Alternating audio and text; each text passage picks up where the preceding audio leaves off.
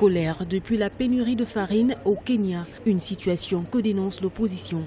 Le président Uhuru Kenyatta, qui veut briguer un deuxième mandat à la tête de l'État, a en face son principal adversaire, Raila Odinga, qui estime que les prix élevés des denrées alimentaires de première nécessité traduisent l'échec du gouvernement actuel. Pourtant, le président sortant a mis en place un programme visant à réduire le coût de la farine de maïs dans le pays pour soutenir les populations. Un programme qui, selon une frange de la population, ne résout pas la pénurie alimentaire que traverse le pays.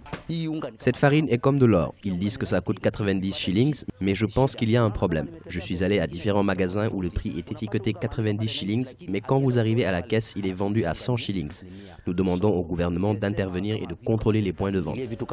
Le Kenya se trouve dans cette instabilité alimentaire depuis la sécheresse régionale qui a sévi dans le pays en 2016. Une situation qui a entraîné le pays dans une inflation importante, exposant 2,7 millions de personnes à l'aide humanitaire. Comme contribution, le gouvernement importe du maïs mexicain et le distribue aux meuniers à des taux subventionnés. Le programme de subvention de maïs estimé à 6 milliards de shillings, soit 58,14 milliards de dollars, permet de réduire le taux unitaire de la farine à 90 shillings, car ce dernier a grimpé d'un tiers, soit à 136 shillings depuis le début de la pénurie. Le prix de la farine a connu une baisse pour le moment. Cependant, ils doivent également réduire les prix des autres produits comme le sucre pour nous permettre de manger de l'ugali tous les jours et boire du thé.